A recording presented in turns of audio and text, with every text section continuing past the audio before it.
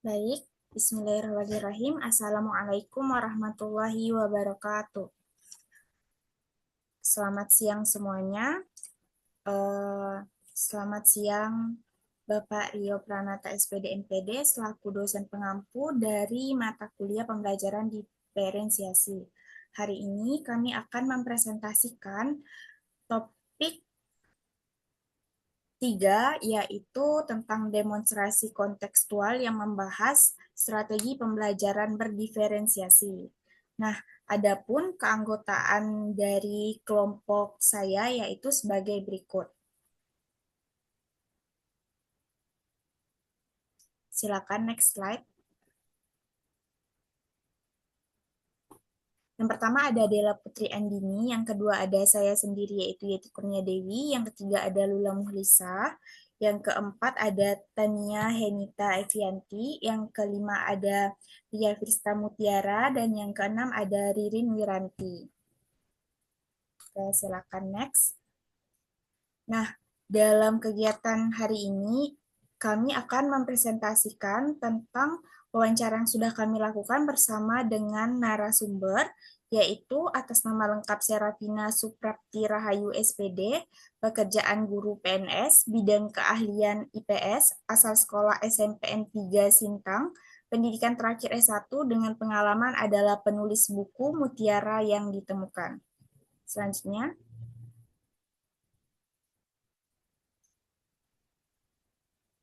slide selanjutnya. Nah, untuk wawancara ini terdiri atas 6 pertanyaan, dengan pertanyaan pertama itu ditanyakan oleh saya sendiri, yaitu apa strategi pembelajaran berdiferensiasi yang pernah Ibu terapkan. Nah, di sini strategi pembelajaran yang Ibu Serafina terapkan yaitu strategi pembelajaran berdiferensiasi graphic organizer. Nah, graphic organizer di sini adalah proses pembelajaran yang mengklasifikasikan informasi mengenai kebutuhan belajar peserta didik. Berdasarkan penjelasan dari Ibu Serafina selaku narasumber kami, beliau menjawab bahwa Ibu Serafina ini sudah menerapkan 3 strategi pembelajaran berdiferensiasi graphic organizer dengan penjelasan sebagai berikut. Yang pertama yaitu pembelajaran berdiferensiasi proses. Nah, di sini Ibu Serafina menjelaskan bahwa pembelajaran berdiferensiasi yang sering dilakukannya adalah berdiferensiasi proses, yaitu dengan cara mengelompokkan peserta didik secara heterogen untuk meningkatkan kerjasama antar semua peserta didik dengan gaya belajar yang berbeda-beda di dalam kelompok tersebut. Yang kedua ada pembelajaran berdiferensiasi konten. Nah, di sini pembelajaran berdiferensiasi konten ini merupakan pembelajaran yang sudah diterapkan, namun tidak secara berkelanjutan seperti pembelajaran berdiferensiasi proses. Nah, untuk yang ketiga yaitu pembelajaran berdiferensiasi produk.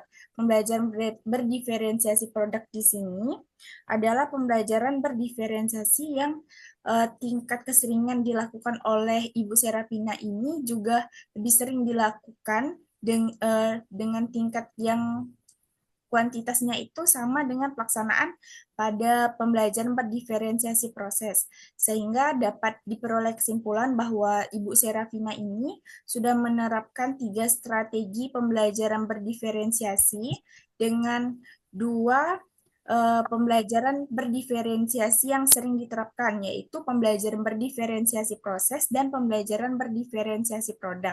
Sedangkan pembelajaran berdiferensiasi konten itu masih jarang dilakukan, namun pernah dilakukan oleh Ibu Serafina selaku guru.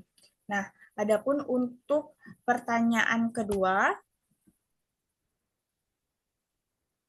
akan dilanjutkan oleh rekan saya kepada rekan saya yang akan menjelaskan presentasi pada pertanyaan kedua kepada Ririn Wiranti, dipersilahkan. Baik, terima kasih atas kesempatannya. Selanjutnya untuk pertanyaan kedua, saya ajukan berupa bagaimana ibu mengelola waktu dan sumber daya agar pembelajaran berdiferensiasi dapat berjalan efektif. Adapun jawaban dari Ibu Serafina yaitu sangat diperlukan adanya kemampuan pengelolaan waktu dan sumber daya yang baik agar pembelajaran berdiferensiasi dapat berjalan efektif. Seperti yang diketahui bahwa penerapan pembelajaran berdiferensiasi membutuhkan waktu yang cukup lama dan sumber daya yang lebih dari pendekatan-pendekatan lainnya. Nah, untuk menyikapi situasi tersebut, Ibu Serafina melakukan hal-hal sebagai berikut. Yang pertama ialah pemahaman terhadap karakteristik peserta didik. Ibu Serafina perlu mengenali dan memahami setiap peserta didik agar bisa memberikan pembelajaran yang tepat. Ketika Ibu Serafina memahami peserta didik, ibu bisa mengelola waktu dengan lebih baik sehingga bisa melaksanakan pembelajaran sesuai dengan waktu yang tersedia. Selain itu, ibu juga bisa menggunakan sumber daya yang sesuai dengan karakteristik peserta didik. Hal ini dikarenakan ketika seorang guru bisa memahami karakteristik peserta didik, maka guru tersebut bisa mengetahui kebutuhan yang dibutuhkan oleh peserta didiknya, seperti yang sudah dijelaskan pada pertanyaan sebelumnya. Dengan mengetahui tersebut, Ibu Serafina pun bisa mengetahui sumber daya yang tepat untuk diberikan kepada peserta didik, sehingga pembelajaran berdiferensiasi bisa berjalan lebih efektif dan bisa memanfaatkan waktu sebaik-baiknya. Lalu untuk yang kedua yaitu perancangan pembelajaran. Merancang pembelajaran sebelum melaksanakan pembelajaran membantu ibu dalam mengelola waktu dan sumber daya untuk menerapkan pembelajaran berdiferensiasi. Ibu melaksanakan pembelajaran dengan mengikuti rancangan pembelajaran yang telah disusun sehingga waktu dapat terkelola dengan baik. Nah, sebelum Ibu melaksanakan pembelajaran, di sini Ibu Serafini itu merancang pembelajaran terlebih dahulu dengan pengelolaan waktu sehingga semuanya dapat berjalan dengan efektif. Baik, sekian dari saya kembalikan kepada moderator. Terima kasih.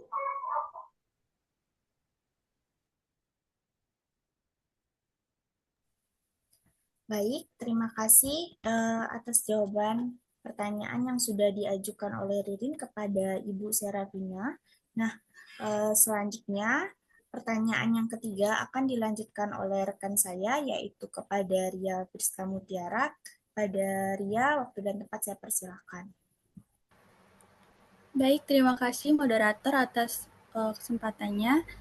Saya mengajukan pertanyaan ketiga pada Ibu Serafina, yaitu apa tantangan yang Anda hadapi dalam menerapkan strategi pembelajaran berdiferensiasi dan bagaimana Anda mengatasinya?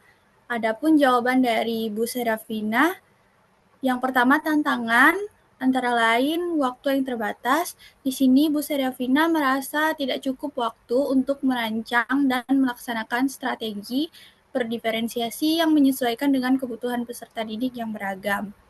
Tantangan kedua adalah menentukan cara yang tepat untuk menyampaikan materi. Di sini, Bu Serafina mengalami kesulitan dalam memilih metode penyampaian materi agar bisa dipahami oleh semua peserta didik dengan latar belakang kemampuan yang berbeda. Tantangan ketiga adalah jumlah peserta didik yang banyak.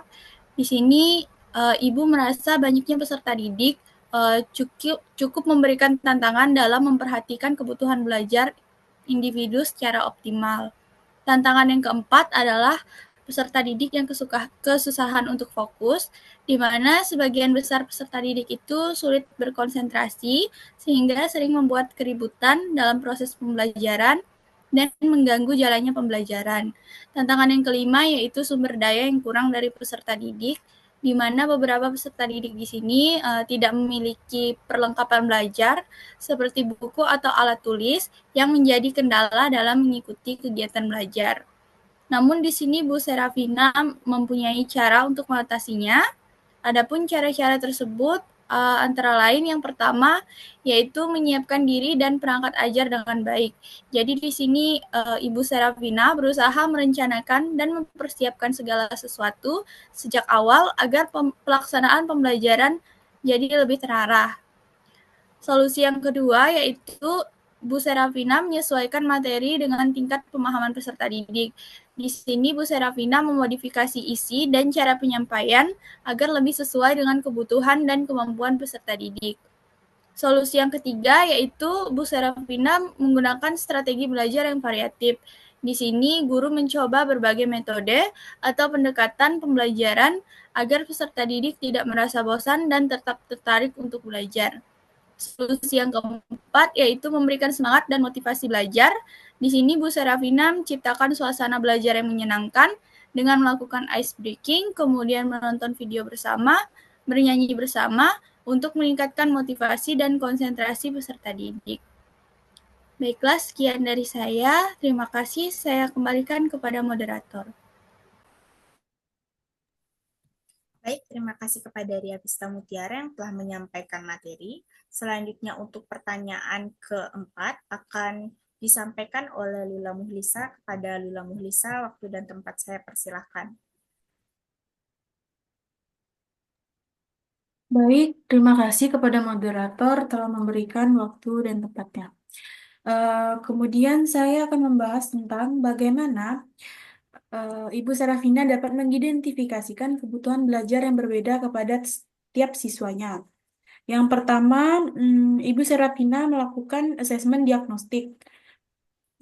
Dengan memberikan asesmen diagnostik, sebelum pembelajaran dimulai untuk mengetahui sejauh mana penguasaan siswa terhadap materi prasyarat atau materi sebelumnya yang berhubungan dengan topik yang diajarkan. Kemudian hasil dari asesmen ini menjadi dasar bagi guru untuk merancang strategi pembelajaran yang sesuai, baik dari sisi materi, metode, maupun bentuk pendampingan yang diperlukan. Kemudian menanyakan kepada guru sejawat tentang bagaimana perkembangan anak tersebut.